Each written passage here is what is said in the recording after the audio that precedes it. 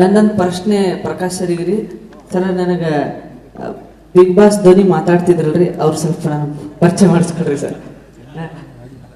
ನಿನ್ ಮದ್ವೆ ಕರ್ಕೊಂಬರ್ತಾರ ಮದುವೆ ಮಾತ್ರ ಅವ್ರ ಬಾಯಾಗ ಹೇಳಿಸೋಡ ಹನುಮಂತ ಈಗ ತಾಳಿ ಕಟ್ಟೋ ಸಮಯ, ಮಕ್ಕಳು ಮುಚ್ಕೊಂಡು ತಾಳಿ ಕಟ್ಟಲ್ಲ. ಇದು ತಾಳಿ ಕಟ್ಟೋ ಸಮಯ, ಸೂಕ್ತ ಕಾರಣ ಕೂಡ. ಇನ್ನೊಂದು ವಿಷಯ ಇದ್ರ ಮೂಲಕ ನಾವು ಹೇಳ್ತಾ ಇರೋದು, ನಾನು ಫಸ್ಟ್ ಟೈಮ್ ಆಕ್ಚುಲಿ ಇಂಥ ದೊಡ್ಡ ಪ್ರೆಸ್ ಮೀಟ್ ಅಲ್ಲಿ ಕೂರ್ತಾ ಇರೋದು ಆಕ್ಚುಲಿ.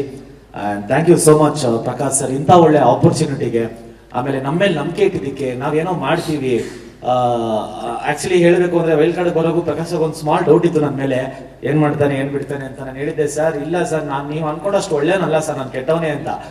ಅದನ್ನ ಒಳಗೋಗಿ ನಾನು ಪ್ರೂವ್ ಮಾಡ್ಕೊಂಡೆ. And thank you so much for this opportunity sir.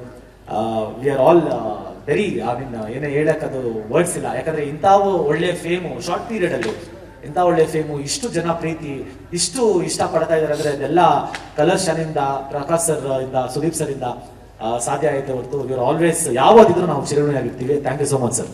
And ನಾನು ಹೇಳ್ಬೇಕು, ಒಂದಷ್ಟು ಸಿನಿಮಾಗಳು ಮಾಡಿದ್ರು, ಒಂದು ದೊಡ್ಡ ಸೀರಿಯಲ್ ಮಾಡಿದ್ರು, ನನ್ಗೆ ಇಷ್ಟು ನನಗೆ ಸಿಕ್ಕಿರ್ಲಿಲ್ಲ. And thank you so much sir, ಅವತ್ತಿಂದ ದಿನ ನನ್ನ ಟ್ರಸ್ಟ್ ಮಾಡಿ ಇದು ಹೇಳ್ತಾರೆ ಆಪರ್ಚುನಿಟಿ ಕೊಟ್ಟಾಗ. ಅಂಡ್ ಒಂದು ಬಟರ್ ಕ್ರೀಮ್ ಹಾಕೋದಕ್ಕೆ ಅಂತ. ನೋ ಸರ್, ಈ ವೇದಿಕೆ ನಂಗೆ ತುಂಬಾ ಕೊಟ್ಟಿದೆ. ಅದು ಗೇಟಿಂದ ಆಚೆ ದಾಟಿದ್ಮೇಲೆ ನನಗೂ ಗೊತ್ತಾಗಿದ್ದು.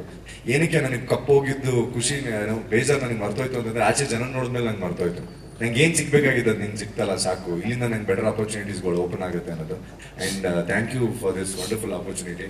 ಅಂಡ್ ನೀವು ಹೇಳಿದ್ದನ್ನು ನಾನು ಕಂಪ್ಲೀಟ್ ಮಾಡಿದ್ದೀನಿ ಅಂತ ಅನ್ಕೊಂತೀನಿ. Thank you so much sir, thank you so much.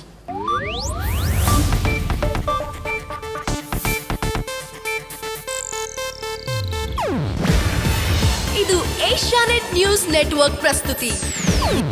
ನೀವು ನೋಡ್ತಿದ್ದೀರಾ ಏಷ್ಯಾನೆಟ್ ಸುವರ್ಣ ನ್ಯೂಸ್.